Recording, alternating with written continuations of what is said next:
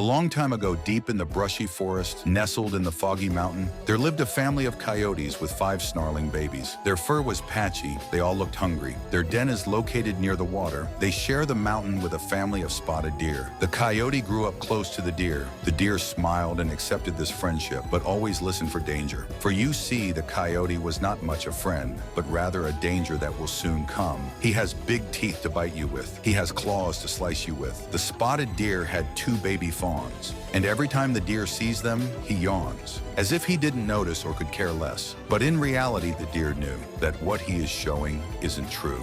One day, Mrs. Coyote said to Mrs. Deer, "Come close and listen here. How pretty your fawns are, Mrs. Deer. How do you make spots? Care to share some secrets to these spots? Follow for part 2. Thanks for watching."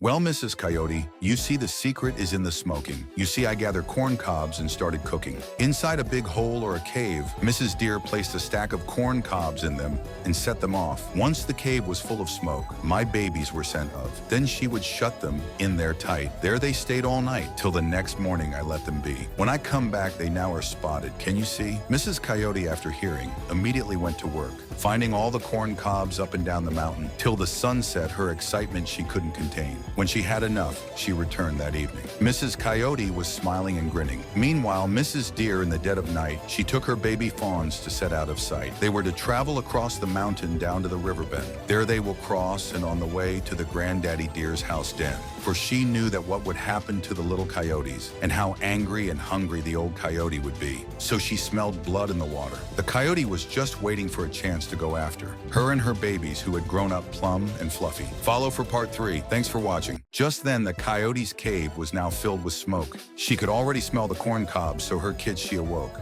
"Come, little ones, and hurry to get inside. For after tomorrow, you no longer need to hide. We will feast on the deer that lives so near." So the kids did as they were told. The kids went inside the smoke ever so bold. When Mrs. Coyote awoke the next day, she had done so in such a good way. When she opened the entrance to the cave, a vacuum of air blew out like a wave. She said, "Come on out now, little children. I want to see the spots you all gotten." There was nothing but silence. When she got in and the smoke cleared, follow for part 4. Thanks for watching.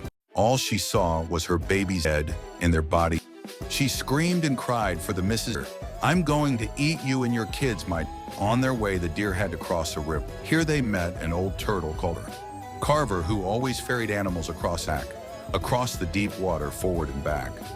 While crossing, Mrs. Deer pleaded to the turtle, "Please, Mr. Carver, hear me and help me with my hurdle. Very soon a coyote will follow us. He will ask you to take him across just like us. Please take your time to cross. Enough time for us to get home without any loss." Mr. Carver had not waited long enough when Mrs. Coyote came running through. Mrs. Coyote said, "Turtle, turtle, please take me across the river to the other island you see."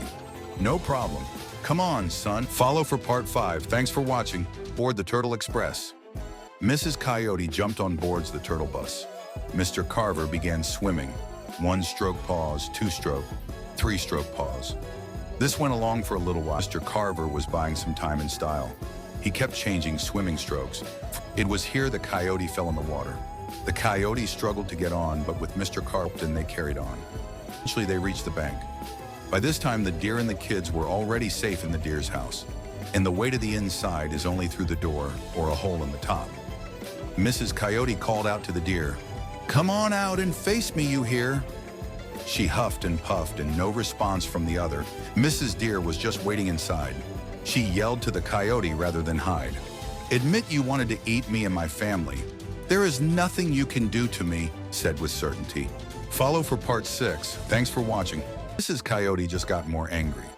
Mrs. Coyote saw an opening on top look like a chimney, so she decided to climb down in a hurry. Unknown to her that Grandfather Deer with his long horns was waiting for him as she stood under opening. So as soon as the coyote leaped down, she fell straight into Granddaddy Deer's sharp horns. This story teaches us the cunningness, preparations, and critical thinking can even outsmart the most powerful enemies. This story is inspired by Elizabeth Willis de Huff book titled Envious Coyote. Great stories are meant to be shared. Hope you enjoyed, and thank you for watching.